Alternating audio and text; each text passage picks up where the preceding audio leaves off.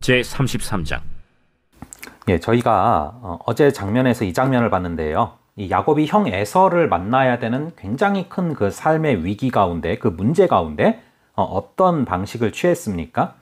그 문제와 씨름을 하는 것이 아니라 하나님과 씨름하는 그 모습을 보게 됩니다.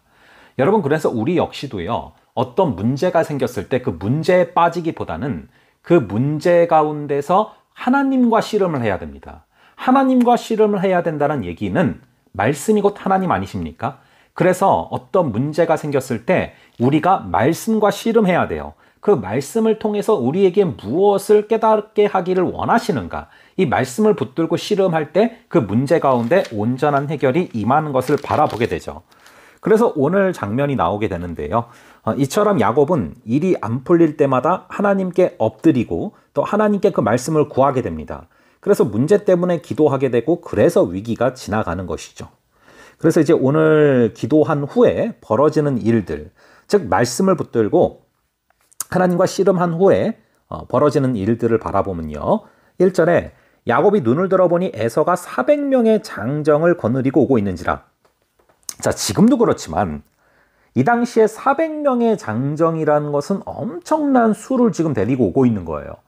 완전히 이 야곱이 정말 후들거렸겠죠. 그래서 야곱은 그의 자식들을 나누어서 레아와 라헬과 두 여종에게 맡기고 2절에 보시면은 그 여종들과 그들의 자식들은 앞에 두고 그리고 레아와 그의 자식들은 다음에 두고 또 라헬과 요셉은 뒤에 두고 라고 나오고 있습니다.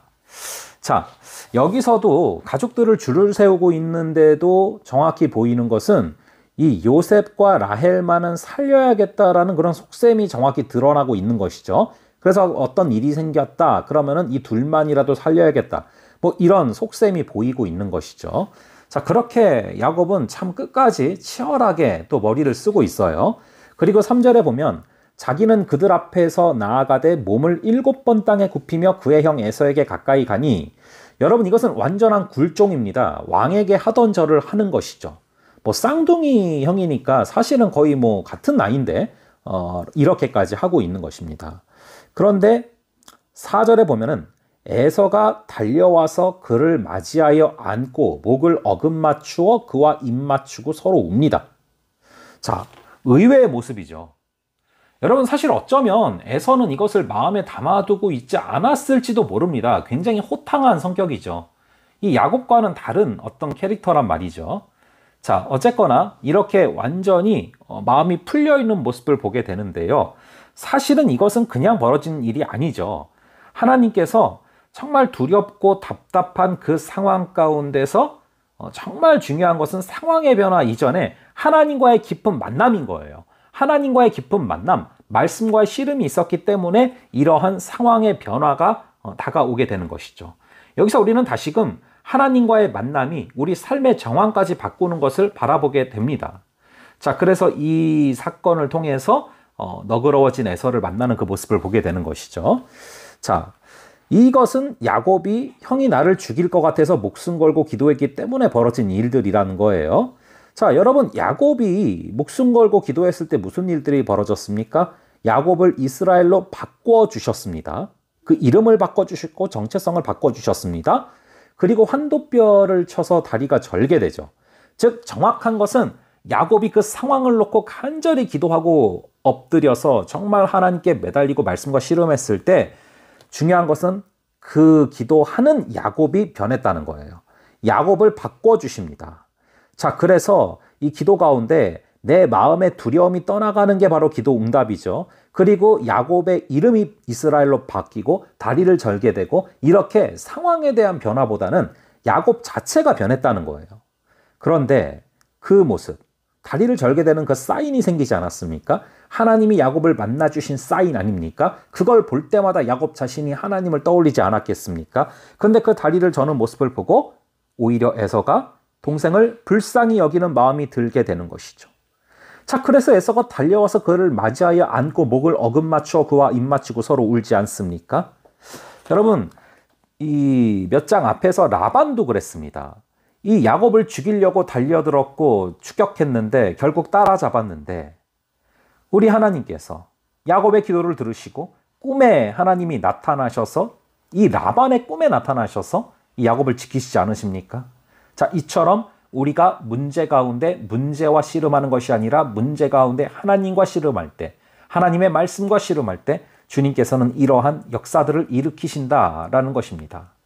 자, 여러분 사실은 이 둘 다 야곱도 그렇고 에서도 그렇고 동갑이잖아요. 근데 둘 다 90이 넘었어요. 굉장히 이제 나이가 많이 든 그 노인이란 말이죠.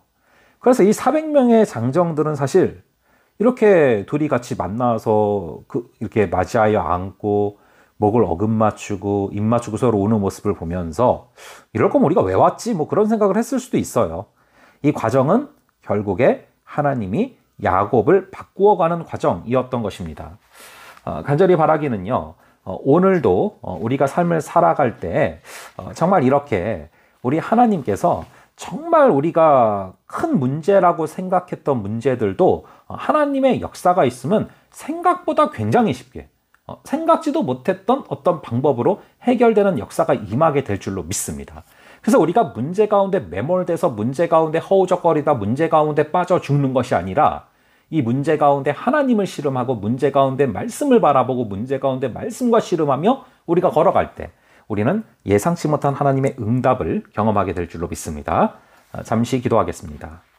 아버지 하나님, 정말 이 야곱이 끝까지 이 문제가 있을 때 하나님과 씨름했을 때, 또 말씀과 씨름했을 때 그 상황을 통하여서 결국에 하나님께서 야곱을 바꾸시고 그 바꾼 야곱의 모습을 보면서 이 에서가 오히려 불쌍히 여기며 정말 너무나 쉽게 화해하게 되는 그 모습을 바라보게 됩니다. 아버지 하나님, 우리 역시도 일이 안 풀릴 때마다 우리의 삶에 문제가 다가올 때마다 우리가 하나님과 씨름하고 말씀과 씨름하고 그 말씀을 심령에 담아두고 그 말씀이 우리에게 주시는 그 음성을 들으며 나아갈 때 우리가 걱정했던 문제, 태산 같던 문제, 하나님께서 그 산을 평지처럼 만들어주시는 역사를 허락하여 주시옵소서. 주님께서 오늘도 붙들어 주실 줄을 믿사오며 이 모든 말씀 우리 주 예수 그리스도의 이름으로 기도합니다. 아멘. 예, 그럼 계속 기도하시고 다음번에 뵙도록 하겠습니다.